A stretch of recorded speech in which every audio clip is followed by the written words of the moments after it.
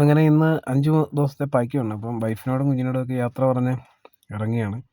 കൊച്ചി എയർപോർട്ടിൽ നിന്ന് എടുക്കേണ്ടത്. അപ്പോൾ വന്ന വഴിക്കൊരു ആക്സിഡൻ്റ് ഉണ്ടായിരുന്നു.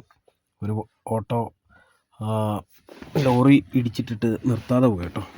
പാലാ പൊൻകുന്നം റോഡിലായിരുന്നു ആക്സിഡൻറ്റ്. അപ്പോൾ അവിടെ നിറയെ ബ്ലോക്കായിരുന്നു. ഇപ്പോൾ കുഴപ്പമില്ല. ഞാൻ വന്നപ്പോഴത്തേനും ബ്ലോക്കൊക്കെ മാറിയായിരുന്നു.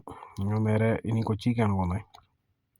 അപ്പോൾ പോകുന്ന വഴിക്ക് ഇനി ഫുഡ് കഴിക്കണം. അവർ 2:30-ക്കേ ഇറങ്ങത്തുള്ളൂ എയർപോർട്ടിൽ നിന്ന്. അങ്ങനെ ഞാനൊരു എയർപോർട്ടിൻ്റെ അടുത്ത് നിന്ന് ഹോട്ടലിൽ കയറി. അവിടെ നല്ല ഊണും അങ്കമാലി മാങ്ങാക്കറിയൊക്കെ ഉണ്ടായിരുന്നു. അങ്ങനെ ഫുഡൊക്കെ കഴിച്ചു. ഫുഡൊക്കെ കഴിച്ചിട്ട് വണ്ടിക്ക് എയർ നോക്കിയപ്പം ചെറിയൊരു പ്രശ്നം. വണ്ടിയുടെ റൈറ്റ് സൈഡിലെ ടയറിന് കാറ്റ് കുറവുണ്ടായിരുന്നു. നോക്കിയപ്പോൾ പഞ്ചറായിരുന്നു കേട്ടോ. അങ്ങനെ ആ ടയർ പഞ്ചർ ഒട്ടിക്കാൻ വേണ്ടി എയർപോർട്ടിൻ്റെ അടുത്തുള്ളൊരു വർക്ക്ഷോപ്പാണ്. അങ്ങനെ അവിടെ കയറി പഞ്ചറൊക്കെ ഒട്ടിച്ചു. 120 വേണം പഞ്ചർ ഒട്ടിക്കുന്നതിന് ഇവിടെ കേട്ടോ. അങ്ങനെ ഗസ്റ്റ് വിളിച്ചു. നേരെ എയർപോർട്ടിൻ്റെ അകത്തേക്ക് പോവുകയാണ്.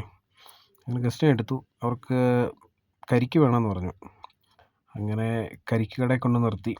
ഇത് പെരുമ്പാവൂർ കഴിഞ്ഞൊരു കരിക്കട. ഇതാണ് ഗസ്റ്റ് കേട്ടോ, മഹാരാഷ്ട്രക്കാരാണ്. അങ്ങനെ പിന്നെ കുറച്ച് ഡീസൽ അടിക്കണമായിരുന്നു. അങ്ങനെ 3000 രൂപയ്ക്ക് ഡീസൽ അടിച്ചു.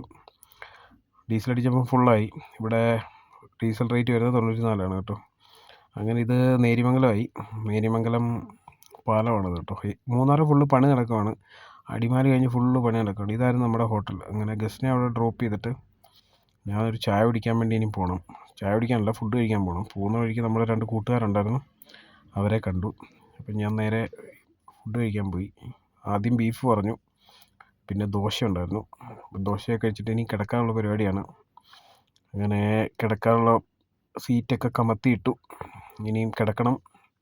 അടുത്ത വീഡിയോ നാളെ സൈറ്റ് സീയിങ് ആണ്. അപ്പോൾ അതിൻ്റെ വീഡിയോ ആയിട്ട് നാളെ കാണുന്നവരെ ബൈ.